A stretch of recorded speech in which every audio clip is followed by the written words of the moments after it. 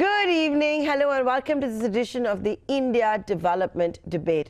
It's 2nd of January, which means that today the Supreme Court's registrar opened for business, and the first couple of hours itself, Tata Sons officially appealed against the NCLAT verdict, which had reinstated Cyrus Mistry as the chairman of the Tata Sons, the chairman and managing director, and also reinstated him as a director in the board of Tata Sons and the several Tata group of companies for the remaining tenure.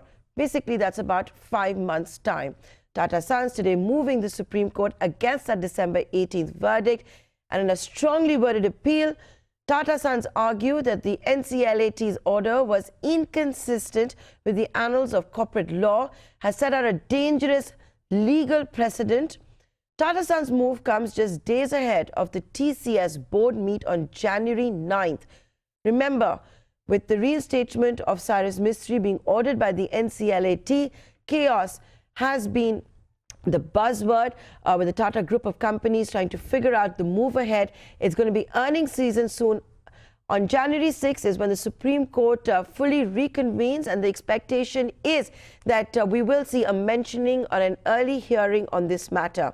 It doesn't stop there. The Tata Sons appeal talks not just about a dangerous legal precedent. It goes on to say it would be a recipe for disaster to reinstate Cyrus Mistry. It talks about the undermining of corporate democracy, about the order, the NCLAT order, not explaining what has been illegal in the removal of Cyrus Mistry. It has given no explanation, according to Tata Sons, on why Cyrus Mistry is being reinstated, why it is that the NCLAT has undermined corporate democracy and the rights enjoyed by directors and board members of corporates. I'm going to be discussing this and a lot more because it's going to have a huge impact on India Inc. Joining me today on 2nd of January, Mohit Saraf, senior partner at Luthra & Luthra, Sanjay Asher, senior partner, and Tushaad Cooper, the senior legal counsel. Thank you, gentlemen. It's 2nd of January. I know a lot of you are on vacation mode, but it is an important legal matter, one that is being tracked very closely. So thanks again for joining us. Mohit Saraf, I'll come to you. Tata Sons has been pretty clear. You're undermining corporate democracy with the NCLAT order. You're undermining what shareholders are supposed to be doing, and goes on to say that with what the NCLAT has decided, instead of figuring out a conflict, is going to only increase conflict among shareholders, is going to lead to never-ending dispute. Do you agree with that? Absolutely, Nayantara. I think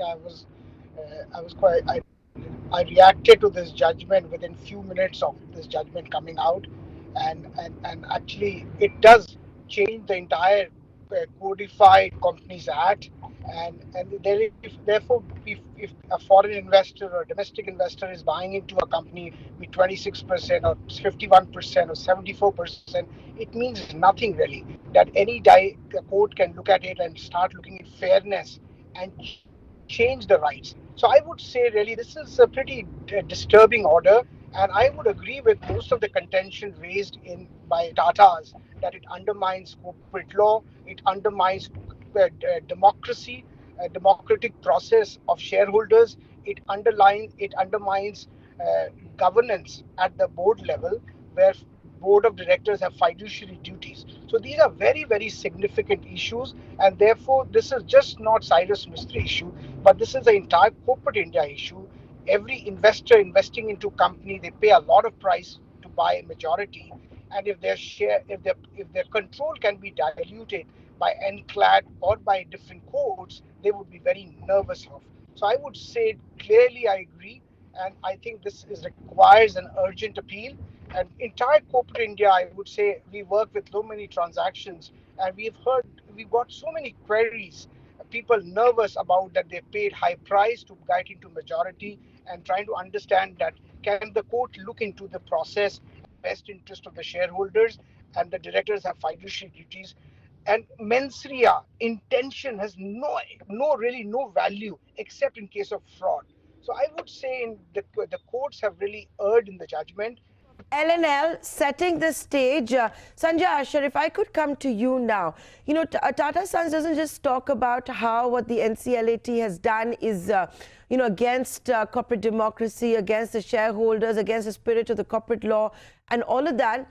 It has also invoked the national economy, saying how Tata Sons employs 500,000 people, how it is a significant contributor to the national economy, and having a shadow of doubt over management is actually disastrous. It's a recipe for disaster. Do you agree with that? It's a smart legal argument maybe, but is that a good enough argument to be made in the court of law? That's a persuasive argument, but at the same time, the corporate democracy holds paramount, and as long as you have 51% of the shareholding in a company, and if you cannot exercise those votes, everything else goes by the wayside.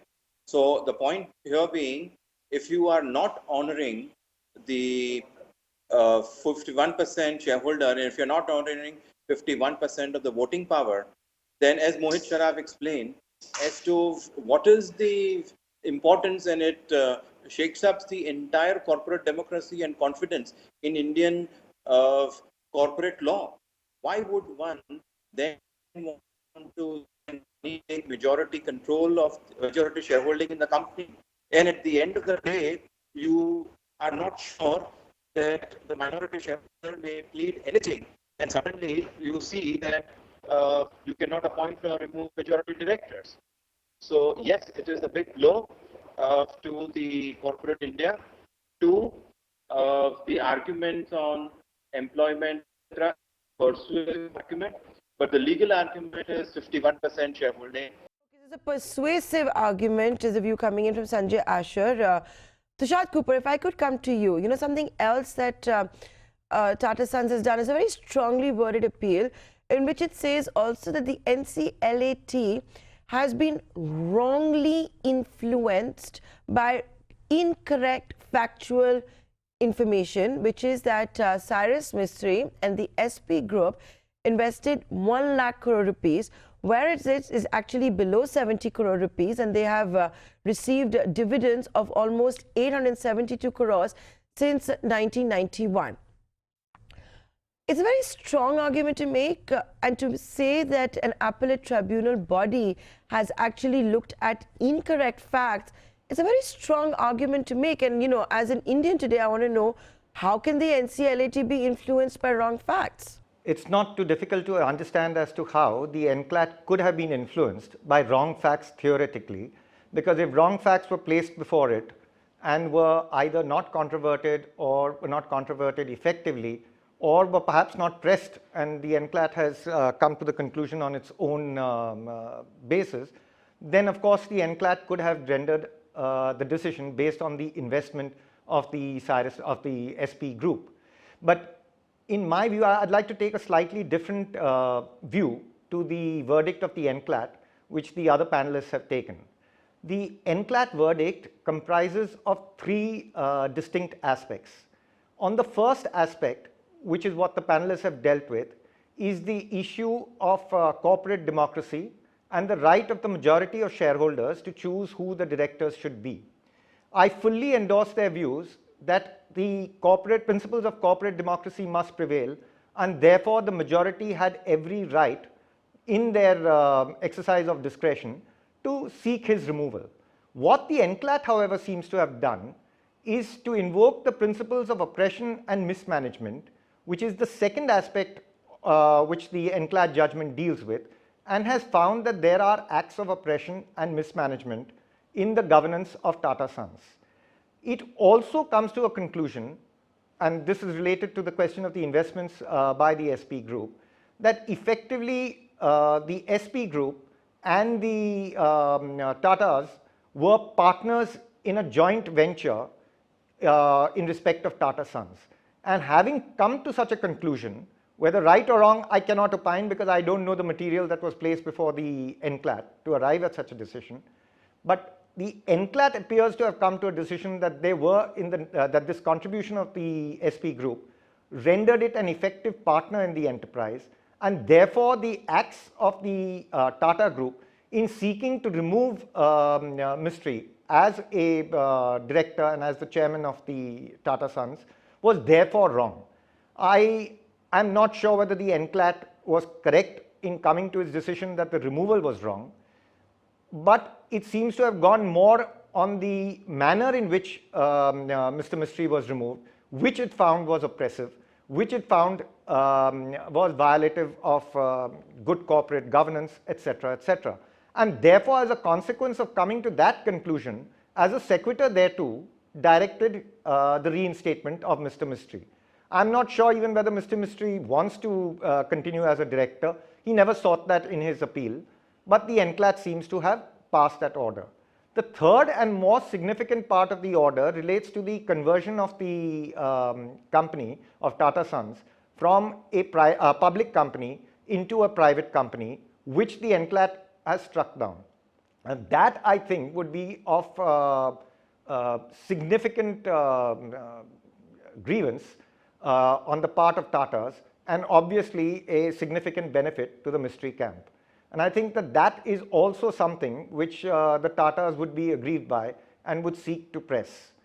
Insofar as I don't really think there can be any two views that corporate democracy must prevail, and even if Mr. Mistry is reinstated as a director, there is no doubt that the Tatas could take recourse to remove him again thereafter, following proper procedure, notice, etc. So I don't really think that that's going to lead anywhere. The question is whether or not the NCLAT was correct in its findings relating to oppression and mismanagement, and whether the NCLAT was correct in its conclusions as to the quasi-partnership nature of Tata Sons. And I think these two aspects will be vigorously contested by the Tatas in the Supreme Court.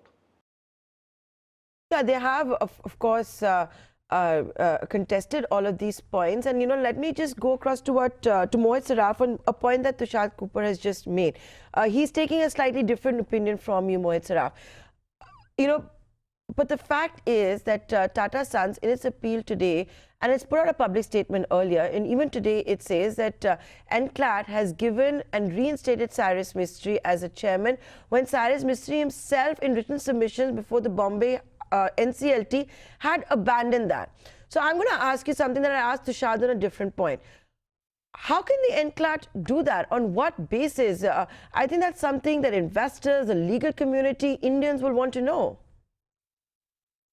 I tell you one thing, Nayantara, I want to first react to the two aspects which Tushar has mentioned. Number one, he mentioned about is that NCLAT believed that there was a joint venture between Tata as a group and Shapoorji Pallonji as a group. I think it's a settled law in India that whatever is the joint venture, it has to be reflected in the articles of the company. We know that nothing like that is reflected in the articles of any of the listed company or the Tata Sons. So the joint venture, whether it existed or it existed or it does not exist, is irrelevant. And therefore, I think, in my view, NCLAT is again erred in this judgment. The second aspect, which is important, is that Tushar mentioned that again, I'm not saying that Tushar said that it is right, but I'm just saying Tushar said that the NCLAT has relied heavily that this is an oppressive action of Tata Sons. Again, I refuse. I don't believe. Again, the NCLAT has erred on this thing. I tell you why. Cyrus Mistry was never appointed as a nominee of minority. He was appointed as a nominee of majority. He was exactly as the same position as Chandra. However, it was an additional thing that he was also a minority shareholder. So therefore, a majority appointed nominee as a director and a chairman was removed after, because the majority decided to change the mind. And if that is the case, how it can be oppressive?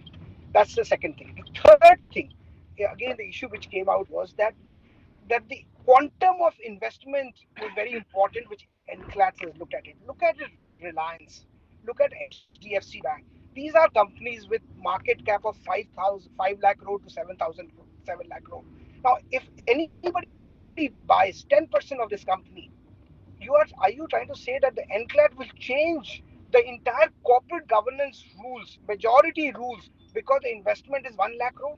It is irrelevant. The percentage is relevant, not the market cap.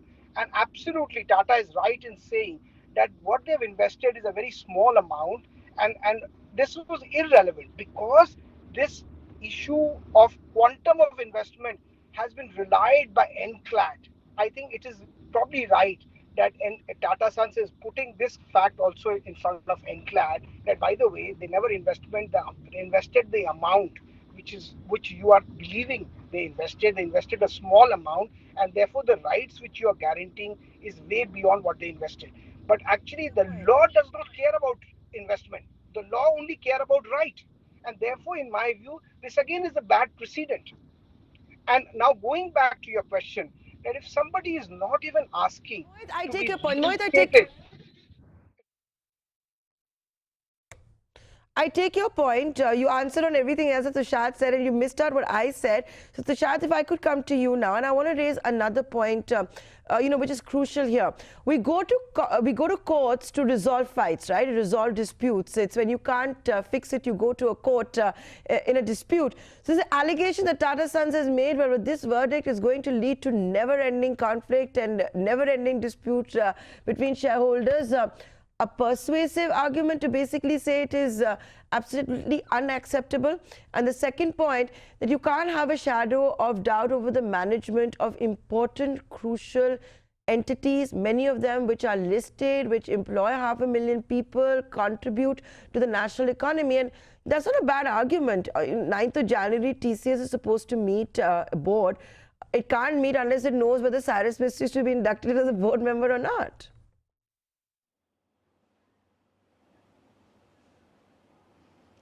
I really think that that's a non-issue because in any event, even if Cyrus Mistry were sitting on the board, I doubt that he would have any effective voice in the board on the decision-making process of the board of directors, because he would be in a minority of one. So I don't really think that there is going to be turmoil in the conduct of the affairs of Tata Sons, whether Mr. Mistry is there or not. I again repeat, I don't believe Mr. Mistry wants to sit in a board where he's going to be outvoted on every decision. That was not his intent.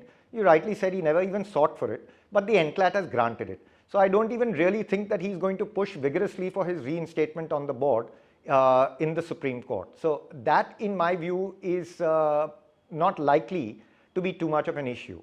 I also agree that the question of amount of investment was irrelevant in the context of rights. But what the NCLAT has done is, perhaps it has relied on the fact that there has been a substantial investment, but the underlining theme to the NCLAT order is more the fact that it found that the actions of the majority were oppressive to the minority and that there were acts of mismanagement which were being conducted.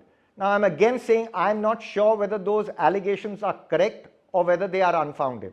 I'm merely relying on the conclusion which has been reached by NCLAT, which was that there were acts of oppression and mismanagement. And in view of the acts of mismanagement and oppression which it found, it decided to pass certain orders in order to ensure that these acts of oppression and mismanagement were taken care of. Inter alia, the actions which it proposed were therefore to ensure an effective representation to the Mistry Group in order to protect their minority interests in the company. Now, I agree therefore that the removal of Mr. Mistry, legally though sound, you could say that it smacked of a little bit of arbitrariness, etc. But whether Tata Sons were within their rights to remove him, my view personally would be that yes, they were within their rights to remove him. Could have been done differently? Yes. I don't really think that that is going to be too much of an issue, and that is not really going to rock the corporate world, with companies apprehending that henceforth 10% shareholders would start controlling the affairs of the company. Absent any findings of oppression and mismanagement, there would have been no interference by NCLAT with the NCLT order. So the real nub of it is, so you don't think a dangerous legal precedent is being set? So Tushad, let me interrupt you there. So you don't think, from what you're saying, that it may be a persuasive and sorry, then you don't think it's a dangerous legal precedent?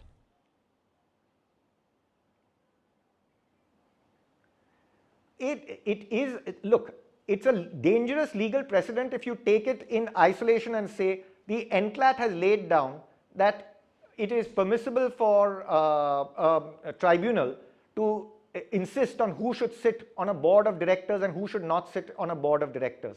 To that extent, yes, it would be a dangerous precedent because that is not for the tribunals to decide, that is for the shareholders to decide and to vote on. However, if taken in totality, if it comes to a conclusion that there is an act of oppression or there are acts of oppression and mismanagement which are being played by the majority on the minority, it is open to the tribunal to pass suitable orders to bring an end to the acts of oppression and mismanagement complained of. Now, the question is, are there any acts of oppression and mismanagement? And I am not competent to say whether they are or are not because I don't know the material on which the NCLAT has relied on to arrive at such a conclusion. If the conclusions of the NCLAT were correct and there were in fact acts of oppression and mismanagement, then obviously the tribunal would have a jurisdiction to pass appropriate orders. Those appropriate orders could be in the nature of saying the majority must buy out the minority. It could pass orders saying that the minority must have representation on the board to ensure that their interests are protected. It could have a direction saying that in some manner or the other, the minority would have access to the decisions which are being made by the board in order to ensure that their rights are not prejudiced. But that is provided that there are acts of oppression and mismanagement which are valid. Now, that is the basic issue and that is the basic nut. Okay. And that's exactly what the Tata said, Now, that when Cyrus Mistry was, part of it, he didn't feel any oppression. He didn't feel any oppression. He didn't feel the need to change any articles of association. And in fact, that's part of the appeal that in the stroke of one pen, the NCLAT has actually struck down the corporate governance, the corporate structure of that has been created since the founding fathers of the Tata sons, who very painstakingly took the interest of the trusteeship very, very seriously. Gentlemen, I'm run out of time, so I'm going to wrap it up. That in sum and substance, we've got your Legal Eagles with their take on one of the largest boardroom battles that have taken place, perhaps the biggest one since the fallout of the Ambani brothers. We've talked about the green shoots in the auto industry, and it's time now to talk about some green shoots being seen in the steel sector. India's steel industry, reeling from the side effects of the US-China trade war and the slowdown both at home and overseas, is beginning to show signs of green shoots of revival. It's not us saying it. It is global influential brokerage firm JP Morgan, which is also of the view that India's steel sector and the steel stocks in particular are set to enter an upgrade cycle with price hikes. And guess what? Indian steel magnate JSW Steel is also talking about signs of a recovery. Here's the top management of JSW Steel on ET Now. In line with what is happening globally, in India, what contributed again for a bigger slowdown relative to what happened in the steel industry globally is the slowdown in the government expenditure and also the credit flow to the industry. Both together had a very serious impact in the overall fall in demand and also fall in prices, and at the same time raw material prices have not fallen in the same proportion. So all this together put pressure on margins. That's why the industry went through a severe pain in the first half of this financial year. Over and above what happened in the industry in India, the FTA countries continue to export steel into India because it is 0% duty. It has gone up from around 58% in the last year, it went up as high as 77%. So that is the kind of range in which the imports are happening into India from FTA countries, either Japan, Korea and Asian countries. That also contributed to the fall in the steel prices in India. As I have been giving the numbers, the fall in steel prices in India is much steeper than what happened globally. So all this put pressure on the steel prices. But what we have seen a bit of recovery starting from October. So this quarter which we ended appears to be better as we are hearing from other steel companies also that they reduced the inventories. Yeah, and that's exactly the chatter that we are picking up as well, that there is finally some uptick coming in steel prices. Could you help us understand though that at an average, what is the kind of appreciation that prices have seen?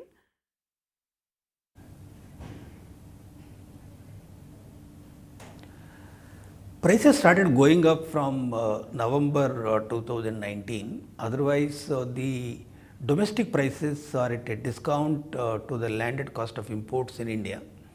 So November, December and January recently we have hiked the prices. So all these three hikes together, if I compare today the landed cost of imports vis-a-vis domestic prices, still domestic prices are at a discount. So that is the trend which we are seeing, but the prices are picking up. That is one positive news considering the some revival in the domestic demand. So price increases have happened in the last 3 months.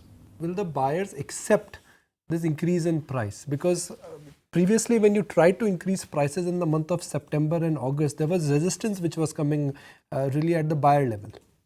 Expecting the global prices continue to fall and the domestic prices will follow the similar trend, what we have seen in the first half of the last financial year, the inventories which are lying in the entire channel has been used instead of buying new material. So that has caused more pressure on the producers in reducing the price. That's why no price increase was possible. Now the international prices started going up. In line with that, local prices started increasing. So now everybody come back to the market for restocking. That is also one of the reasons why we are seeing the price increases which we have done is sticking, number one. Number two, auto sector, as you know, we increase the price every half year. So whatever price fall that has happened in the first half of the financial year, it has been renegotiated for the second half. So the prices in the second half to the auto sector is much lower than the current prices which are there in the marketplace.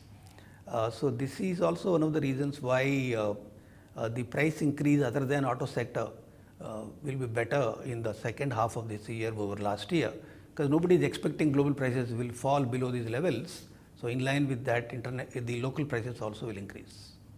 Well, that's JSW Steel talking about additional capacity. This is, of course, great news when we talk about the domino effect higher steel production has for the economy. More steel means more manufacturing. Could that also mean, we would see demand come back from the consumer's perspective? Before we jump the gun, remember we talked about the JP Morgan report. Here's my colleague Mubina Kapasi joining us to tell us what it is that JP Morgan has said, why JP Morgan believes that there is an upgrade around the corner, what exactly has changed for the Indian steel sector. Take it away, Mubina. Well, steel stocks have really been a buzz, especially if we look at it in the last one odd month. But I think one stock that really stands out is JSW Steel, simply because in the long term, this stock price has definitely returned the most among the other Indian steel stocks. There's Tata Steel and SAIL, and the proof is really in the pudding. If you held a stock price of JSW Steel for the last 10 years, you would have, almost doubled your money. That's, of course, JSW Steel for you, really been a good compounder. What exactly has worked for JSW Steel then? Firstly, its EBITDA per ton is less volatile, a bit more constant. It has the lowest conversion costs as well across peers. It has capital allocation discipline, and do remember that it has proven ability to turn around loss-making companies as well. For example, is Spat Industries, which was acquired, I think, back in 2011 or 2012. And, they have a huge capex program lined up. They also have made all of these acquisitions, but so far it was still managed to, be in the positive when it comes to the free cash flow. The EBITDA per charted, the capacity expansion plans as well is something that everyone has their eye out on. Large expansion in their capacities is what they want to essentially post in, and I think the largest plans they have are for the Dolvi plant, even for that matter for its foreign plants, like for example the Acero Junction, and of course who will forget the Bhushan Power acquisition. Recently, of course, the government has ring-fenced the new bidders from the sins committed by the previous promoter, so that as well should I hope lead to JSW Steel going ahead with this acquisition in full gusto. However, all's not good from an external perspective, because the Indian steel prices have actually been among the worst performers in the world. Not to mention, the other big problem is the fact that the anti-dumping duty is now redundant, so it has led to imports coming back into the Indian steel market, especially from FTA countries. Well, thanks a lot for that, Mubina. Let's see if 2020 will indeed be the breakout year for the steel space.